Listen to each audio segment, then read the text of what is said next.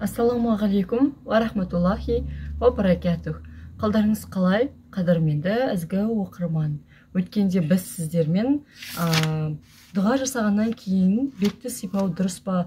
Кейбір адамдар мұның шариғатта жоқ екенін айтып, қарсы шығуда. Осының ара жігін ажыратып берсеңіз деген сауалға келіп тоқтаған болатынбыз. Бүгін иншалла осы сұраққа жауап алатын боламыз.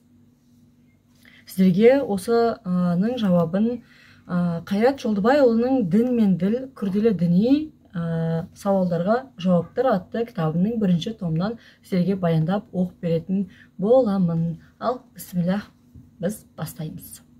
Пайғамбарымыздың саллаллаху алейхи уассаламның дұғадан кейін бет сипағанына байланысты және сипаңдар деп бұйырған көптеген хадистер бар. Мысалы, бұл хадис Омардан радиаллаху анхадан риуаят етілді. Ол былай деді: Пайғамбарымыз саллаллаху алейхи уассалам қолдарын дұға ету үшін көтерер болса, оны жүзіне сипамай түсірмейтін еді. Хадисті Ибн Аббас риуаят етті. Ол былай деді: Пайғамбарымыз саллаллаху алейхи уассалам Алла тағаладан тілеген кезде алақандарының сыртымен емес, ішімен тілеңдер және алақандарыңды жүздеріңе сипаңдар деді. Жоғарыдағы келтірген хадистердің барлығының дәрежесі әр хадисті жеке алғанда әлсіз. Бірақ әлсіз хадис басқа да риуаяттармен келер болса, бірін-бірі қуаттанғандықтан хадистерді жалпы топтамасы хасан дәрежесіне жетеді. Ал хасан дәрежесіндегі хадиспен амал етуге әбден болады.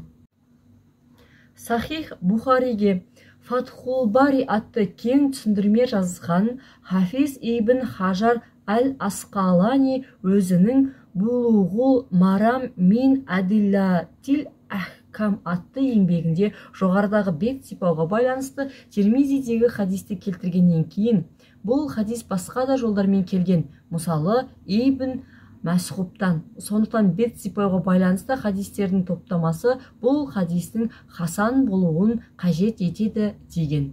Ғалым Мұхаммед ибн Исмағил әс-Санғани Булуғул Марамға түсіндірме етіп жазған Субулус Сәлам атты кітабында Ибн Хажардың осы сөздерінен кейін бұл жерде дұғадан кейін бет сипаудың шариғатта бар екенін көреміз дейді.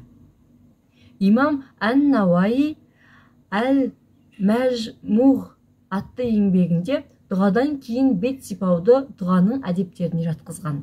Сондай-ақ кейбір сахабалар дұға жасағаннан кейін алақандарымен беттерін сипаған. Имам Әл-Бухаридің Әл-Абабул Муфрат атты кітабында Абу Хуаймның Ибн Омар Абдуллах Ибн Зухайрдің дұға жасағандықтарын әрі алақандарымен беттерін сипағандықтарын көрдім дегені сахих жолмен риуаят етілген.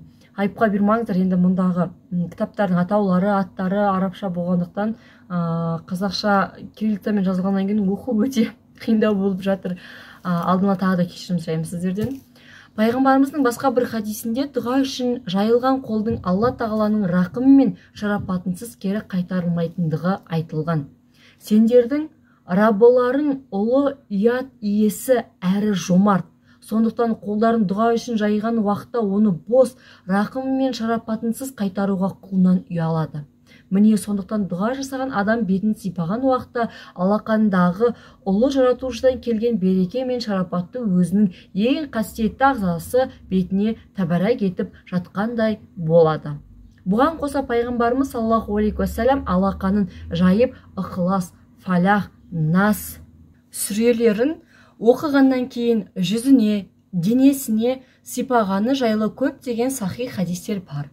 Мысалы, хадис Айша анамыздан риуаят етілді. Ол былай деді: Пайғамбарымыз төсекке жатарда екі алақанына Құлфаллаху ахад және Фалақ, Нас сүрелерін оқып үрлейтін де жүзіне және қолы жететін барлық денесіне сипайтын. Демек, Жалпы алғанда алақанмен бет сипау шариғатта бар.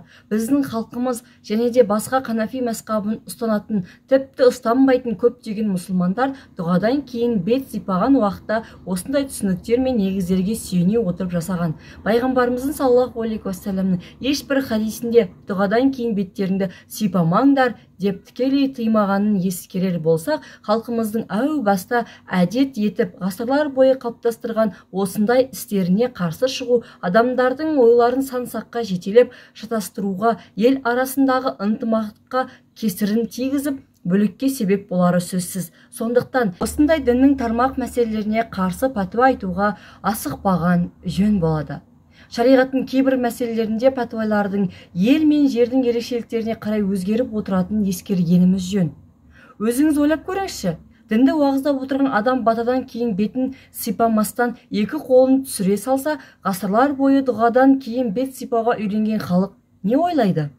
Жұрт, мынау біздің ізгі тілегімізге қосылмай отырған адам ғой деп ойлағандықтан, оның айтып жатқан уағыздарына да құлақсыздық танытуы бек мүмкін. Сондықтан шариғатқа қайшы емес, осындай ұсақ-түйек мәселелерге болмайды деп аттан салып қарсы шығудың пайдасынан зияны басым. Мұндай тармақ мәселелерде халқымыздың бірлігі мен сүттей ұйыған ынтымағын басты назарға алуымыз ләзім. Парасатты мұсылман айналасында қаншама түзетілуі тиіс шариғатқа қайшы бұрыс істер тұрғанда, осындай ел бірлігін ірітетін істермен айналыспасы анық. Шынымен де соңғы уақыттарда осындай бет сипау керек, бет сипамау керек деген сияқты мұсылмандардың арасында талас болып жатқан еді. Бұл енді нақты істерге жауап болатын болды. Бізде халқымызда сонау ерте заманнан бері ата бабамыздың бата бергенде де екі алақан жайып, Алладан тілеп, батасын беріп, бет сипағандығын бәрімізге мәлім.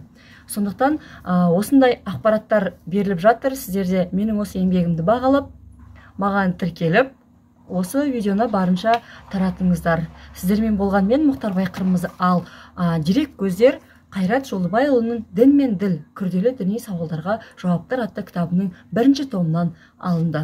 Баршаларыңызға Алла разы болсын. Ассаламу алейкум ва рахматуллахи ва баракатух.